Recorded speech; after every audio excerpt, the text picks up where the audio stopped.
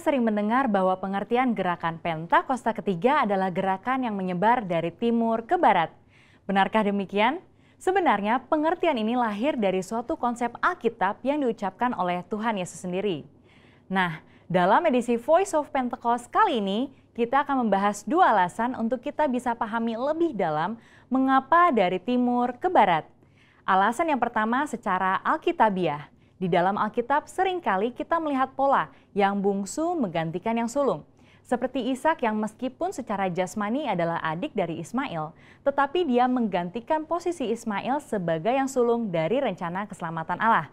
Demikian pula dengan Esau dan Yakub. Di dalam Matius 19 ayat 30 dikatakan bahwa yang terdahulu menjadi yang terakhir, dan yang terakhir menjadi yang terdahulu. Ayat ini berbicara mengenai bangsa Yahudi sebagai yang pertama diberikan keselamatan, namun karena kekerasan hati sebagian besar dari mereka, maka keselamatan diberikan kepada bangsa-bangsa lain terlebih dahulu. Karena itulah penyebaran Injil dari perjalanan Paulus yang dituntun oleh Roh Kudus ialah mulai ke arah barat, seperti di Kisah Para Rasul 16, sesuai dengan sejarah gereja secara historik. Mulai dari Asia Kecil, menyeberang masuk ke benua Eropa, sampai akhirnya Injil menyebar ke seluruh benua Eropa itu sendiri. Lalu kemudian di abad pertengahan menyeberang ke benua baru yaitu Amerika. Dan sampai di penghujung abad, lengkaplah putaran Injil mengitari belahan bumi. Nah, dari Eropa dan Amerika inilah gerakan Allah sampai ke negara timur. Maka sekarang Pentakosta ketiga akan membawa lawatan Tuhan dimulai dari negara-negara timur, termasuk Indonesia, menuju ke barat dan pada akhirnya kembali ke Yerusalem. Haleluya! Alasan yang kedua secara praktikal. Kita tahu pasca Perang Dunia Kedua, negara-negara Asia mengalami pertumbuhan penduduk, kemajuan ekonomi, dan teknologi yang sangat signifikan. Contoh negara yang memimpin dunia di dalam bidang pertumbuhan penduduk yang bisa kita ambil adalah India dengan 1,1 miliar penduduk dan China 1,4 miliar penduduk. Dan ini sudah melebihi dari sepertiga penduduk dunia. Mereka tidak hanya mulai mendapatkan kemerdekaan secara politik, tetapi terjadinya suatu musim baru di dalam sejarah penyebaran Injil di belahan bumi timur. Berawal dari negara barat mengirimkan misionaris-misionarisnya ke negara Asia seperti Korea Selatan, China, Vietnam, dan Indonesia. Dan mulailah pertumbuhan gereja di negara itu sendiri. Dan hal ini menyebabkan kekristenan di negara timur berkembang dengan luar biasa. Bahkan hari-hari ini justru dari negara-negara timurlah yang mengirim misionarisnya ke barat untuk membawa kehidupan kepada kekristenan yang telah mati di sana. Di dalam kitab Yunus 4 ayat 10-11 dikatakan bahwa Allah sangat mempedulikan nasib kota Niniwe yang berjumlah lebih dari 120.000 orang. Benua Asia sudah mencakup 60% penduduk dunia, sekaligus 60% kekuatan ekonomi dunia. Prinsip yang sama juga berlaku, bagaimana mungkin Tuhan tidak peduli pada keselamatan 60% penduduk dunia. Di dalam Yohanes 2, kita melihat perumpamaan Tuhan Yesus dalam mengubah air menjadi anggur. Di dalam peristiwa itu, kita tahu pemimpin pesta mengatakan bahwa Tuhan menyimpan anggur yang terbaik sampai ke akhir pesta. Inilah juga yang akan terjadi pada akhir zaman. Allah menyiapkan kegerakan rohnya yang terbesar dan terakhir dimulai dari benua timur. Secara spesifik dari Indonesia, gerakan ini akan mempengaruhi negara-negara besar di Asia Timur dan akan bergerak ke barat dan akan diselesaikan di pintu gerbang Yerusalem. Seperti kilat yang menyambar dari sebelah timur dan melontarkan cahayanya sampai ke barat, demikianlah juga gerakan Pentakosta ketiga yang akan menyongsong kembali datangnya Anak Manusia. Saudara, untuk penjelasan lebih lengkapnya dari tim teologi kami, jangan lupa buka link yang ada di atas atau scan QR Code yang tersedia. Maranatha, amin. Deklarasi Iman, Mazmur 91. Dalam lindungan Allah, orang yang duduk dalam lindungan yang maha tinggi dan bermalam dalam naungan yang maha kuasa akan berkata kepada Tuhan, tempat perlindunganku dan kubu pertahananku, Allahku yang kupercayai. Sungguh, dialah yang akan melepaskan engkau dari jerat penangkap burung, dari penyakit sampar yang busuk. Dengan kepaknya ia akan menudungi engkau, di bawah sayapnya engkau akan berlindung. Kesetiaannya ialah perisai dan pagar tembok. Engkau tak usah takut terhadap kedahsyatan malam, terhadap panah yang terbang di waktu siang, terhadap penyakit sampar yang berjalan di dalam gelap, terhadap penyakit menular yang mengamuk di waktu petang. Walau 1000 orang rebah di sisimu dan 10.000 di sebelah kananmu, tetapi itu tidak akan menimpamu. Engkau hanya menontonnya dengan matamu sendiri dan melihat pembalasan terhadap orang-orang fasik. Sebab Tuhan ialah tempat perlindunganmu, yang maha tinggi telah kau buat tempat perteduhanmu. Malapetaka tidak akan menimpa kamu, dan tulah tidak akan mendekat kepada kemahmu. Sebab malaikat-malaikatnya akan diperintahkannya kepadamu untuk menjaga engkau di segala jalanmu. Mereka akan menatang engkau di atas tangannya, supaya kakimu jangan terantuk kepada batu. Singa dan ular tedung akan kau langkahi. Engkau akan menginjak anak singa dan ular naga. Sungguh hatinya melekat kepadaku, maka aku akan meluputkannya. Aku akan membentenginya, sebab ia mengenal namaku. Bila ia berseru kepadaku, aku akan menjawab. Aku akan menyertai dia dalam kesesakan. Aku akan meluputkannya dan memuliakannya. Dengan panjang umur akan kukenyangkan dia, dan akan kuperlihatkan kepadanya keselamatan daripadaku. Amin.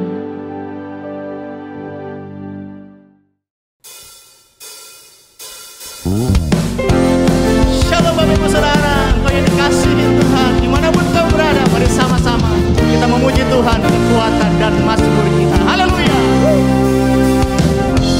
Tuhanlah kekuatan dan mazmurku, Dia gunung batu dan keselamatanku. Hanya padamu hatiku percaya, menara dan kota perlindungan. Ku mau selalu bersyukur, sebab cintamu padaku takkan pernah berubah. Hatiku percaya, walau bumi bergoncang, gunung-gunung beranjak, namun kasih setiamu tak pergi dariku. Mari yang bersuka cita berikan tepuk tangan dan sorakan haleluya. Engkau kekuatan dan mazmur kami Tuhan. Tuhanlah kekuatan dan mazmurku, Dia gunung batu dan keselamatanku. Hanya padamu hatiku percaya, Kaulah menara dan kota perlindungan.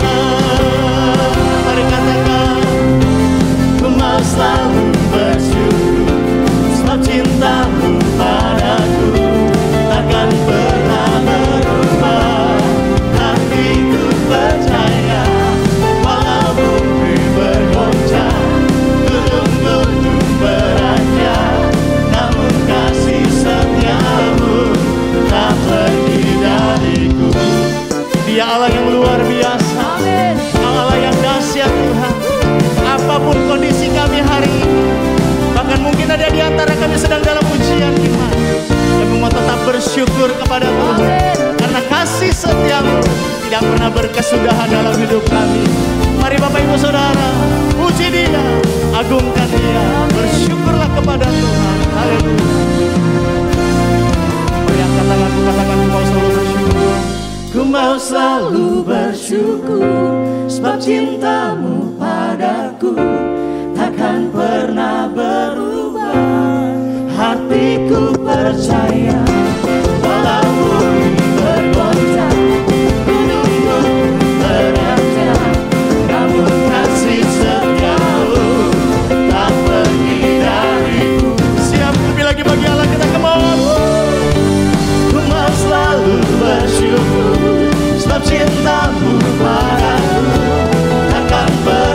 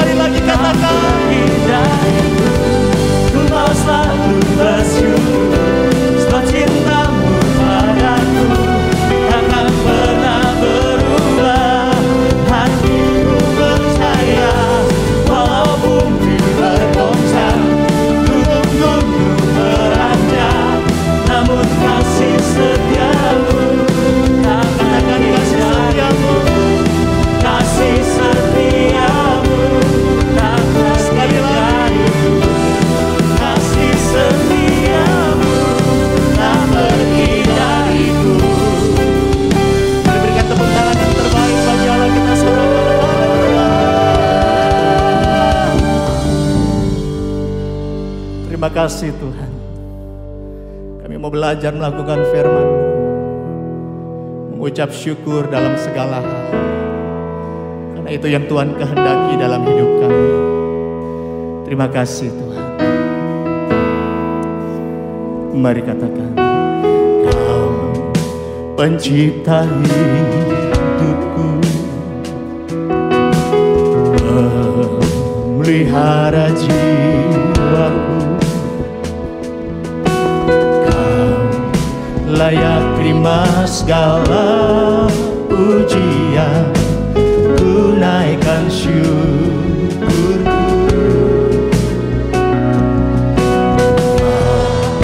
Pemilik hidupku, dalam kasih setiamu Yesusku, layak terima segala pujian, ku naikkan sembahku. Segala pujian dan syukur bagimu, Allah yang mulia, kuduslah nama-Mu. Kaulah yang awal, yang akhir dari segalanya. Yesus, Kaulah pujian bagiku. Mari berikan tepuk tangan yang terbaik bagi Allah kita. Haleluya. Terima kasih Tuhan.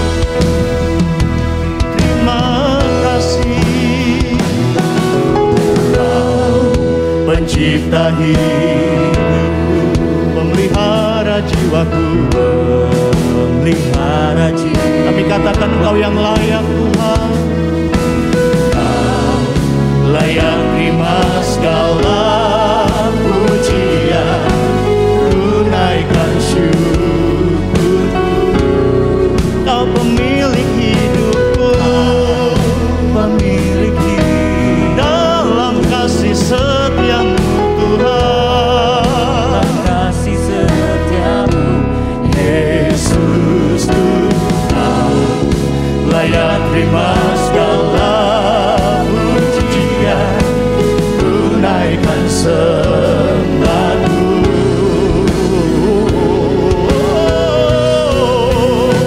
Segala pujian dan syukur bagimu, Allah yang mulia, kuduslah nama-Mu. Allah yang awal, yang akhir dari segalanya. Yesus, lakukan segala pujian, amin. Allah yang mulia, kuduslah nama-Mu. Kaulah yang awal, yang akhir dari segalanya. Yesus, Kaulah pujian. Kita mulai sembah Tuhan, namanya adalah Banyaknya.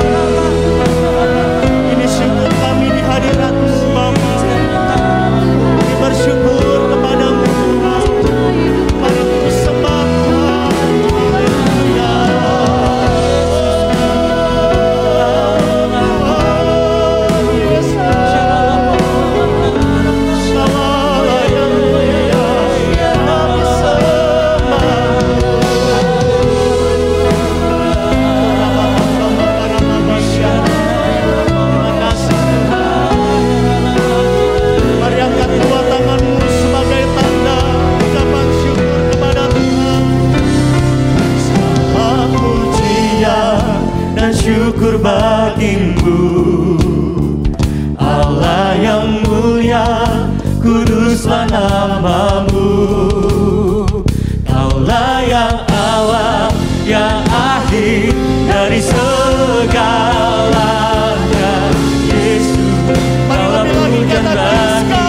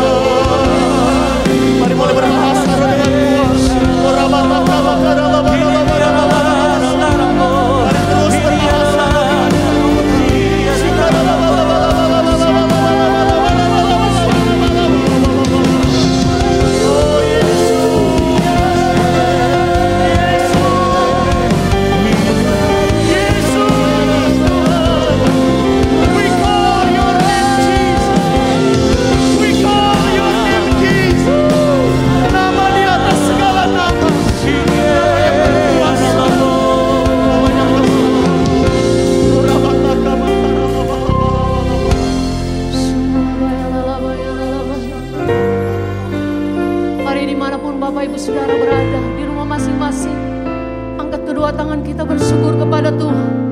Ku mau selalu bersyukur, selalu bersyukur.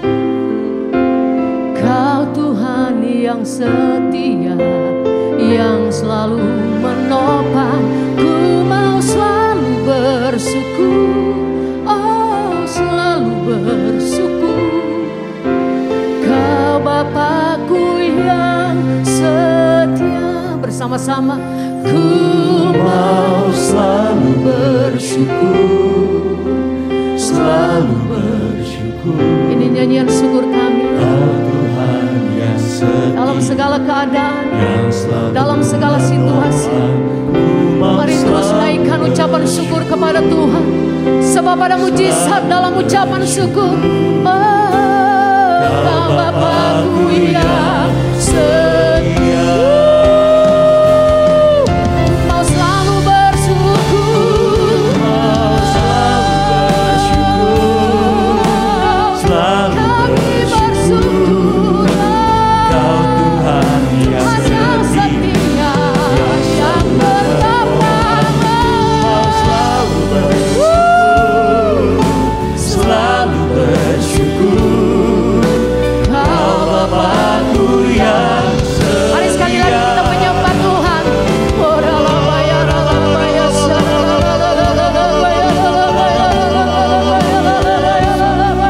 Hati kami limpah dengan ucapan syukur, menyembahmu Yesus, memujimu ya Allah. Kau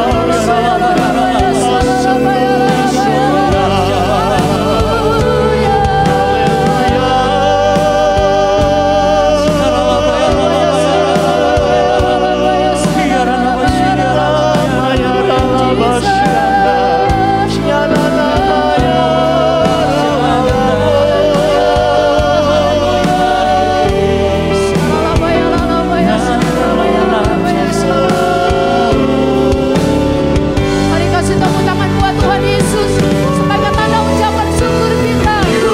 mau selalu bersyukur, selalu bersyukur. Kau Tuhan yang setia, yang selalu menolong. Mau selalu bersyukur, selalu bersyukur. Kau Bapakku yang setia, Kau Bapakku yang setia, Kau Bapakku yang setia. Sekali lagi kasih tepuk tangan buat Tuhan Yesus, buat Dia Bapa kita yang baik. Haleluya.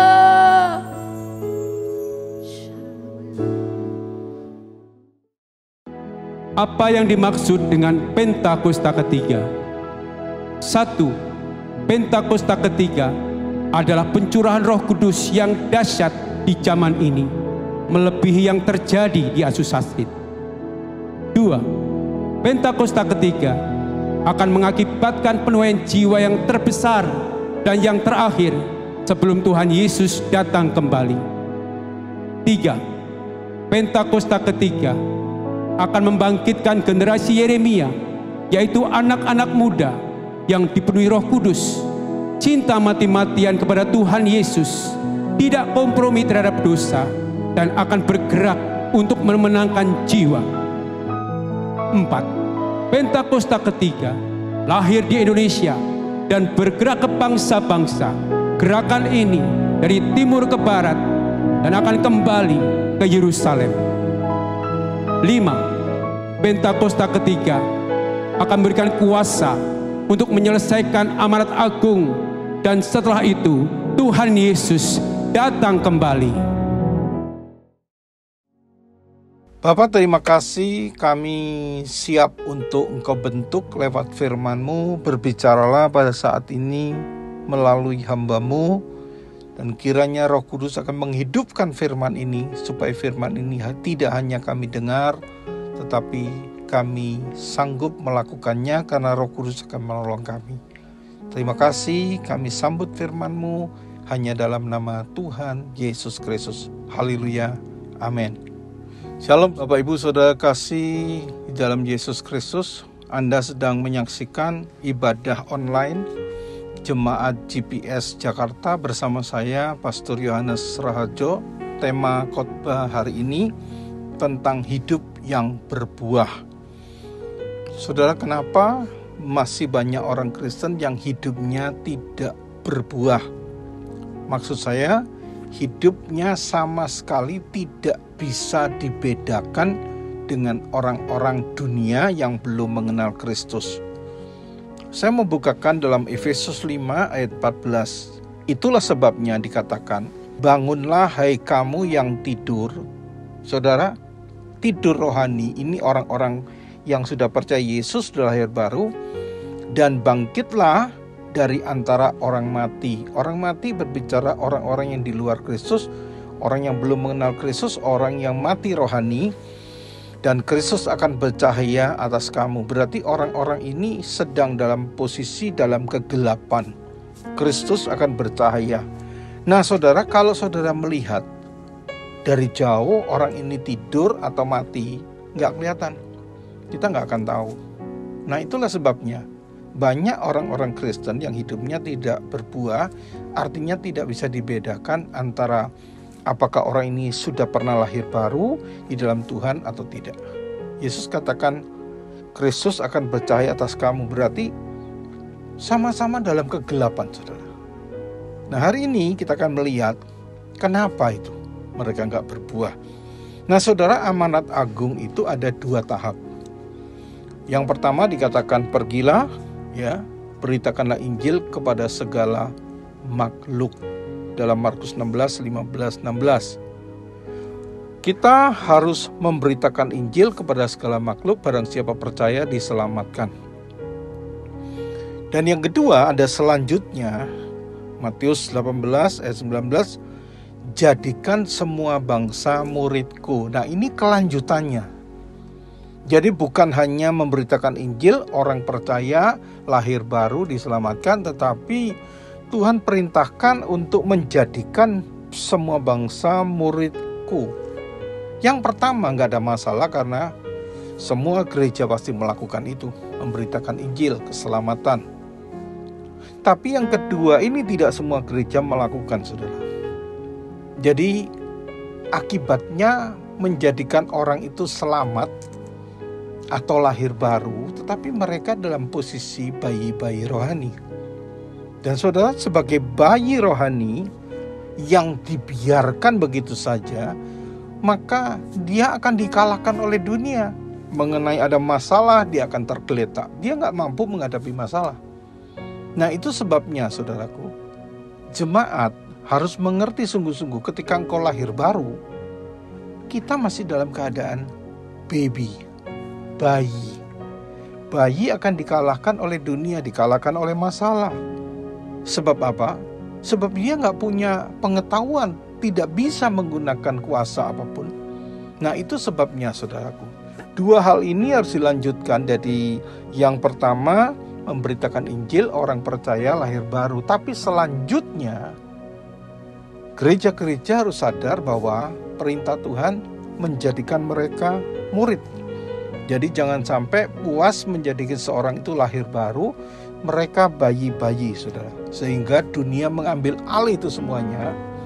Ya, istilahnya bayi ditaruh pinggir jalan, maka ada truk terlindas truk. Mati rohaninya dengan cepat. Ada yang dipungut oleh pelacur, ada dipungut oleh orang-orang jahat, ya jadilah orang jahat. Nah, akan timbul orang-orang Kristen yang mengherankan. Dia seorang Kristen tapi hidupnya sama sekali tidak ada tanda-tanda dia murid Kristus. Nah saudara, saya mau bacakan ini dari 1 Korintus 3 mulai 1 dan 2 dikatakan, hai saudara-saudara, pada waktu itu aku tidak dapat berbicara dengan kamu seperti dengan manusia rohani, tetapi hanya dengan manusia duniawi yang belum dewasa dalam Kristus. Susulah yang kuberikan kepadamu bukanlah makanan keras, Sebab kamu belum dapat menerimanya dan sekarang pun kamu belum dapat menerimanya. Inilah bayi-bayi rohani, saudara. Nah, kalau saudara mengerti ini, saudara, maka jangan saudara puas hanya sampai menjadi bayi-bayi rohani. Saya sudah selamat, lahir baru, tetapi saudara tidak sampai menjadi murid Kristus. Nah, saudara kasih dalam Yesus Kristus supaya kita sadar, kenapa banyak orang Kristen begitu kena masalah, dia terkapar. Jawabnya karena apa? Dia masih bayi-bayi rohani. Nah, kalau saudara mengerti ini, maka saudara harus mau dibimbing untuk masuk dalam pemuritan supaya kita kuat, supaya kita dapat menghadapi dunia ini. Saudaraku, siapa yang bisa memastikan orang-orang yang ada di gereja itu sudah benar-benar semuanya lahir baru? Gak ada. Sulit untuk membedakan, saudara. Walaupun lahir baru itu adalah satu keputusan sebetulnya yang harus diambil. Tapi siapa bisa melihat semua orang pengunjung gereja itu orang yang sudah lahir baru? Jangan-jangan nanti mereka banyak yang ke neraka karena apa? Belum lahir baru, saudaraku. Nah, untuk itu Yesus perintahkan jadikan semua bangsa murid. Karena apa? Murid atau bukan murid itu sangat berbeda. Ya, jangan sampai kita nggak tahu ini murid atau bukan, orang percaya. Saudara, murid itu punya ciri-ciri yang jelas. Yang pertama, Yohanes 8 ayat 31-32, seorang murid tetap hidup dalam firman, artinya dia pembelajar yang pertama. Yang kedua, dia memikul salib, sangkal diri, dan ikut Tuhan setiap hari, artinya mereka tidak hidup dalam kedagingan, Lukas 9:23. Yang ketiga, murid itu saling mengasihi, dalam Yohanes pasal 13 ayat 35 jelas dikatakan seperti itu. Saudara, saling mengasihi. Dan yang keempat, hidupnya berbuah, Yohanes 15 ayat 8. Mungkin ada yang belum berbuah karena memang dia belum dewasa, namun paling tidak ada ciri-ciri seperti itu. Nah, saudara, mungkin saudara bertanya, apa sih bedanya orang percaya dan murid? Orang percaya itu adalah telah dilepaskan dari belenggu dosa. Ya, ibarat orang Israel telah dilepaskan dari Mesir. Saudara, itu dilepaskan dari belenggu dosa, tetapi murid itu sifat dosa dikeluarkan dari pikiran mereka, dari hati mereka, di mana sifat Mesir itu yang terus melekat, itu harus mereka dimasukkan ke padang gurun, sekolah ketaatan 40 tahun. Nah, itulah gambaran pemuritan, di mana di padang gurun itu, saudaraku, Bilangan 11 ayat 5 dan 6 dikatakan mereka masih ingat-ingat ke Mesir. Di Mesir enak, ada mentimun, ada semangka, bawang prei, bawang merah, bawang putih. Ingatan itu terus ada. Ya, Keluaran 13, 17, 18 dikatakan Tuhan tidak menuntun mereka pada jalan yang dekat, tapi berputar sampai mereka diajar untuk siap berperang. Hakim-Hakim 3 pun sama, ayat 1 dan 2. Mereka dilatih berperang oleh Tuhan. Supaya apa? Nggak jadi anak mami, saudara. Tidak menjadi baby terus. Nah, saudara kasih dalam Yesus Kristus, ada 5 alasan kenapa jemaat perlu dimuridkan. Yang pertama, supaya dimerdekakan dari dosa. Artinya dari belenggu dosa di reinstall. Ya, diperbaharui dalam roh dan pikirannya, Efesus 4:23. Dari apa, saudara? Tradisi nenek moyang, dongeng nenek-nenek tua, ya, adat-adat yang bertentangan dengan firman Tuhan turun-temurun, pengertian-pengertian yang lama, filsafat, itu yang harus dikikis. Kalau tidak, saudaraku, itu akan menghambat pertumbuhan rohaninya. Di samping itu, alasan kedua, pemuritan berbicara untuk apa? Pembentukan karakter dan pendewasaan. Saudara, kenapa perlu? Karena saudara, kalau Galatia 4 ayat 1 dan 3 menjelaskan, selama kita ini belum akil balik, masih kanak-kanak, tunduk kepada roh-roh dunia. Gak beda dengan hamba. sekalipun dia harusnya tuan. Maka dari itu ada beda ya antara child of God, children, dibanding dengan son of God. Huios itu berbicara yang sudah dewasa. Dia anak tapi sudah dewasa. Nah, oleh sebab itu, saudara kasih dalam Yesus Kristus, kita harus membedakan ada dua orang Kristen, yang satunya spiritual man, satunya carnal man, kedagingan. Orang dunia tidak bisa kedagingan, sebab apa? Dia belum lahir baru. Dia ditulis di Alkitab dikatakan natural man. Sedangkan kita yang sudah lahir baru itu bisa spiritual man atau carnal. Nah, inilah sebabnya banyak orang percaya akhirnya jadi karnal dan dia menjadi kanak-kanak terus, kalah oleh dunia, terkapar oleh dunia. Nah, saudara, sekali lagi, untuk membangun karakter seseorang, karakter Kristus, itu berbicara bukan hanya didoakan, tapi perlu diajar firman Tuhan, ya, 2 Timotius 3, 16-17. Perlu diajar, dinyatakan kesalahannya apa, belajar, supaya apa? Mereka dewasa dan juga menjadi pelaku firman. Dalam pemuritan diajar seperti itu. Nah, saudara kasih dalam Yesus Kristus, itulah yang kedua supaya kita mengerti. Yang ketiga, lewat pemuritan kita dapat menemukan panggilan kita yang sesuai dengan karunia kita. Makanya firman Tuhan katakan, jangan lalai mempergunakan karunia yang ada padamu. 1 Timotius 4:14. Saudara, jangan lalai. Tapi kalau kita nggak tahu panggilan kita bagaimana? Ya bagaimana kita menjalankan? Oleh sebab itu, ini serius, saudara. Kalau saudara nanti baca di Efesus 1, 16-18, Rasul Paulus itu berdoa untuk jemaatnya supaya dia mengenal Kristus lebih dalam dan mengenal panggilannya. Saudara, orang yang tidak mengenal panggilannya, dia cuma hidup, ya bangun pagi, mandi, kerja, pulang sore, tidur, bangun lagi. Hanya sekedar menjalani hidup, bukan menjalani panggilannya. Nah, inilah saudaraku, kita perlu mengerti sungguh-sungguh. Kita harus mencari panggilan kita itu di mana. Entah saudara mau di sekuler, entah saudara mau di pelayanan rohani, di gereja, upahnya sama, saudara. Firman Tuhan katakan ialah yang memanggil, ya, baik rasul-rasul, nabi-nabi, penginjil, baik gembala, baik pengajar, untuk memperlengkapi jemaat. Tetapi kalau saudara melihat dalam Efesus 6 ayat 5-7, di sekuler pun, ya, di kantor, di mana sebagai ibu rumah tangga, sebagai sopir ambulans, kerja di apotek, rumah makan, di apapun juga, saudara layak menyandang predikat seorang hamba Tuhan. Tapi di gereja saudara diperlengkapi dengan pengajaran-pengajaran di situ. Jadi gereja itu bukan tempat untuk orang-orang yang bertobat atau diselamatkan atau lahir baru. Gereja lah tempat pelatihan, sehingga orang-orang ini akan dilatih untuk keluar gereja di mana domba akan beranak domba, bukan gembala beranak domba, saudara.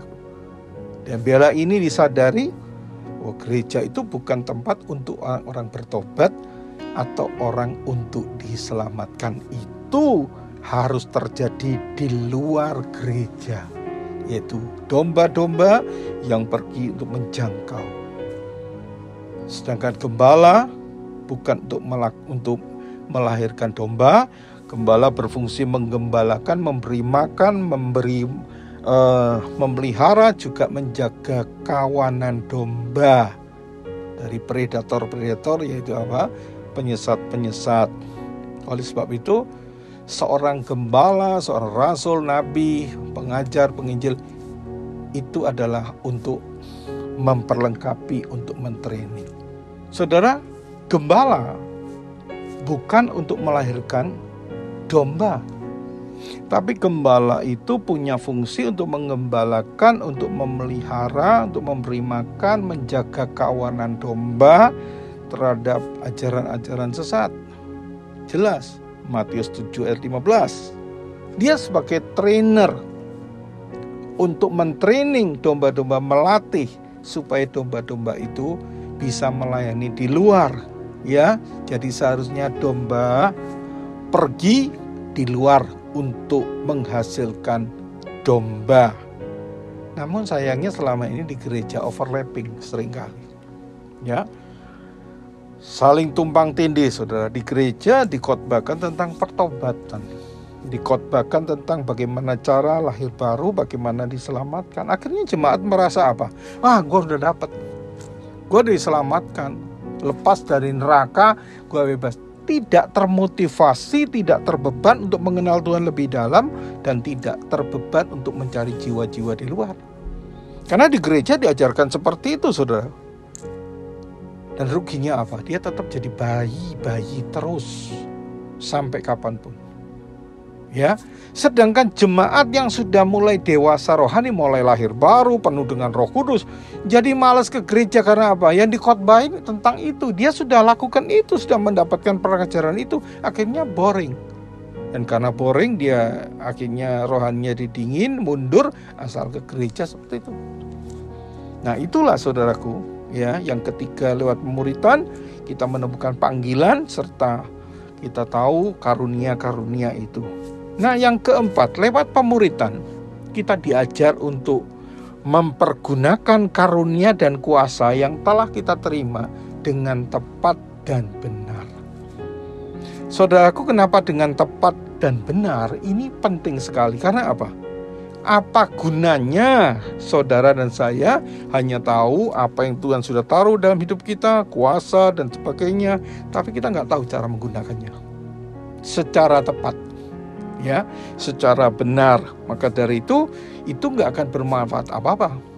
Misalkan orang mengatakan, yuk kita declare ke langit, ke udara, virus corona stop, berhenti atas seluruh dunia, ya. Krisis keuangan, krisis ekonomi, stop semua seluruh dunia.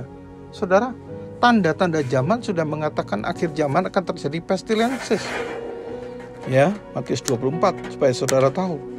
Bagaimana kita dengan declare seperti itu, otomatis orang akan menikmati semuanya seperti itu. No, seperti saudara nembakkan senjata ke udara. Dan akhirnya apa, saudara? Pelurunya habis gitu aja. Manusia punya free will. Kuasa kegelapan bekerja di antara orang-orang durhaka. Makanya orang sungguh-sungguh kita harus beritahu mereka ada kuasa dalam kita dan bagaimana cara kita menggunakan lewat pemuritan. Kita mengerti cara menggunakan itu. Ya, itu yang keempat. Yang terakhir, saudaraku, kita belajar kenapa kita perlu dimuridkan. Setelah kita dimuridkan, kita bisa memuridkan orang lain. Bagaimana kita bisa memuridkan orang lain? Kita sendiri belum pernah dimuridkan. Ya.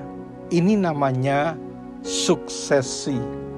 Ini namanya multiplikasi. Dikatakan 2 Timotius 2 ayat 2, apa yang kau percayakan pada orang lain, supaya orang lain mempercayakan pada orang lain juga. Ini pemuritan. Tahukah saudara, ada 5 level kekristenan. Level pertama adalah bertobat. Artinya dari jahat jadi baik, dari orang berdosa jadi orang benar. Level pertama. Dan banyak orang-orang, ya entah artis, entah siapa orang terkenal, wah mereka bersaksi kemana-mana. Tapi level 1, akhirnya apa saudara? Dia gak matang. Akhirnya apa? Malah dia jadi batu sandungan hidupnya. Itu level pertama dari 5 level kekristenan. Yang kedua, tujuan. Dia punya tujuan. Hidupku bukan lagi, tapi Kristus hidup dalamku. Jadi tujuan kita bukan lagi ku, tapi mu. Kita jalankan itu.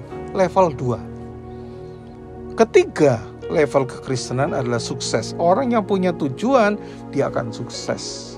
Ada tujuannya. Tapi sukses itu bukan terminal, arah. Dia sukses. Tapi apa artinya sukses, saudara? Kalau sukses untuk diri sendiri. Ya. Lady Di sama Mother Teresa, dua-dua wanita ini sukses. Siapa lebih berdampak hidupnya? Pasti Mother Teresa. Nah, ini yang dimaksud. langkah keempat, tingkat keempat adalah berdampak hidupnya. Tapi baru keempat, ya, berdampak, dan yang kelima suksesi, artinya berketurunan, membangun generasi.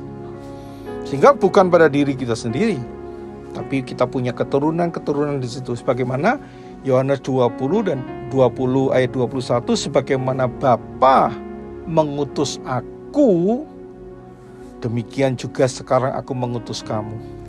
Nah, saudara kasih dalam Yesus Kristus, saudara dan saya diciptakan khusus untuk satu tugas seperti Yeremia. Sejak dalam kandungan Tuhan sudah mengenal Yeremia dan dipersiapkan untuk dipakai Tuhan. Jadi hidup kita punya tujuan, bukan untuk nganggur, saudara. Oleh sebab itu, jika saudara mau hidup yang berbuah, saya katakan, masuk dalam pemuritan. Saudara perlu dibimbing sampai engkau punya karakter Kristus, engkau hidupmu sungguh-sungguh, ya, bisa menjangkau orang lain, tetapi engkau sungguh-sungguh harus masuk dalam pemuritan. Yohanes 15 ayat ke-16, engkau akan berbuah banyak, dan disitulah nama Bapa dipermuliakan. Biarlah langkah-langkah ini, saudaraku, sungguh-sungguh memberkati kita semua. Dan saudara, jangan sampai akhirnya kita menjadi orang yang merasa sudah lahir baru, sudah selamat, dibebaskan dari neraka, tetapi dalam keadaan bayi, tidak bisa apa-apa. Dan akhirnya hidupmu gak jadi berkat, gak maksimal. Nanti kita akan ketemu Tuhan, ya, di dalam tahta pengadilan Kristus. Ini bukan soal dosa, tetapi karya kita di dunia ini. Dan Tuhan akan membalas apa yang kita buat selama di dunia ini dengan ikut memerintah bersama Dia di kerajaan 1000 tahun. Biarlah ini menjadi berkat buat kita. Selamat jemaat GPS bisa siap untuk berbuah melalui pemuritan. Tuhan memberkati.